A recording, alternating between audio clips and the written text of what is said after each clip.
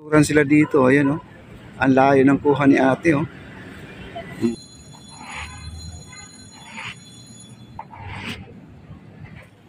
Daming namamasyal oh. Number 1 dito mga mga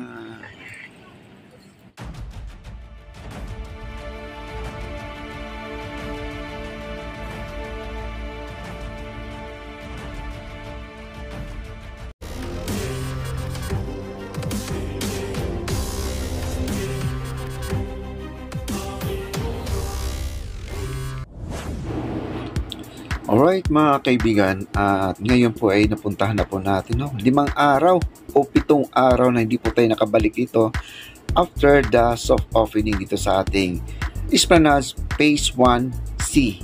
Sayang naman yung pagsubaybay ko, ngayon lang ako nakabalik. Nalaktawan ko siya ng 7 araw dahil nagkakaroon tayo ng problema, pero naayos naman din At ngayon ay inakyat ko na po itong ramp na to.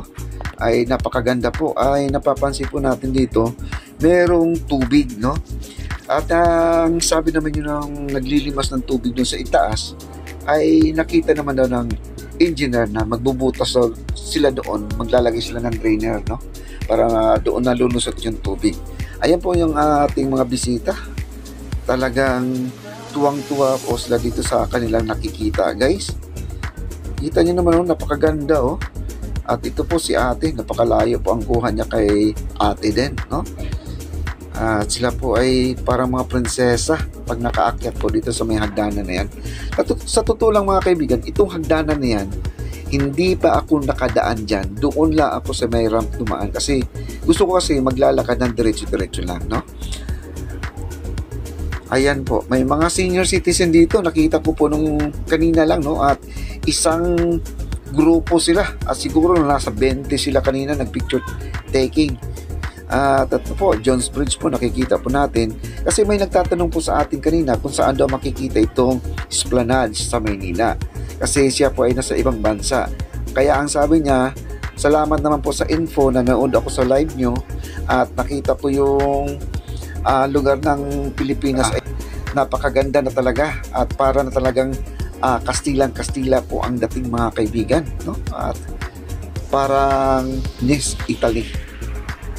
Ayan po ang itong semento itong paakyat na to, wag po kayo matakot dito kasi ito ay parang nirap nila, hindi po siya madulas guys. Kapit na kapit po ang aking tsinelas ito nung umakyat ako kanina. Ayan po napakaganda po guys. Ayan yung jeep, nakikita natin yung jeep. Swerte po yung mga galing Caloocan mga kaibigan.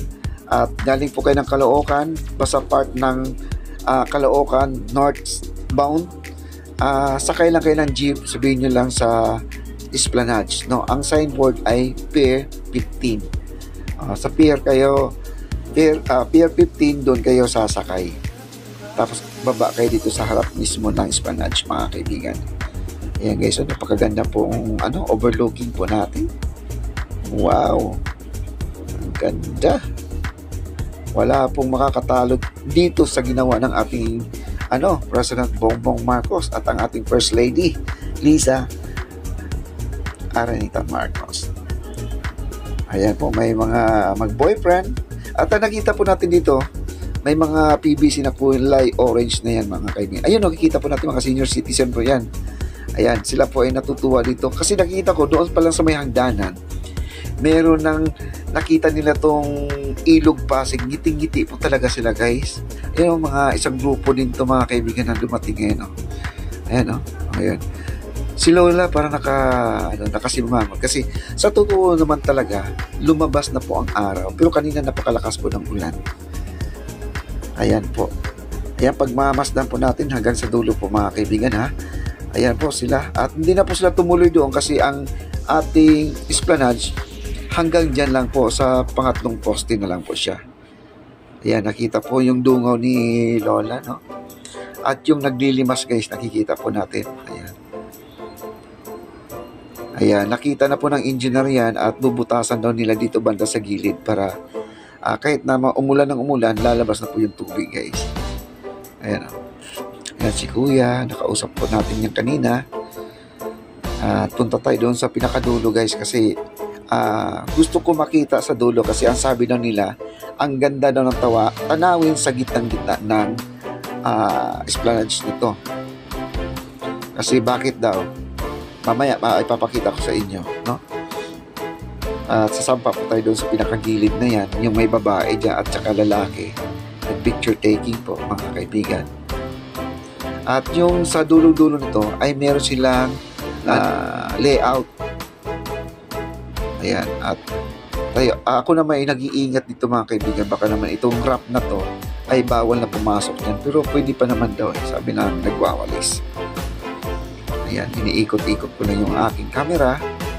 Napakaganda po, guys. Ayan, guys. Nakikita yung gilid ng ating veranda. Parang Fort Santiago. Kung kayo ay nakapunta ng Fort Santiago, guys, ganito talaga ang itsura, no? Ayan, tinuloy ko na yung paglalakad ko kasi nagtanong po ako kanina kung bawal ba o hindi. Ayan po. Yan po ang pagkatapos niya. Ganyan po ang itsura, guys. Ayan, o. Kita nyo, napakaganda. Parang nasa LA lang po tayo, mga kaibigan. Wow, grabe. Kakatapos lang po ng ulan, guys. Kakatapos lang po ng ulan. Kaya ganito lang po ang nangyari ngayon. Yung naglilimas ganun pa rin. At di siya basta-basta magtapon kung saan-saan ibuhos yung tubig. Mamaya may dumaan, guys, no? Ayan, panoorin nyo hanggang sa dulo. Maraming salamat po. Huwag nyo kakalimutan mag-like and subscribe and click the notification bell po tayo, guys. Ayan, maraming salamat. Tuloy lang sa panunood. At huwag po kayo mag-skip ng ating ads. Bye-bye!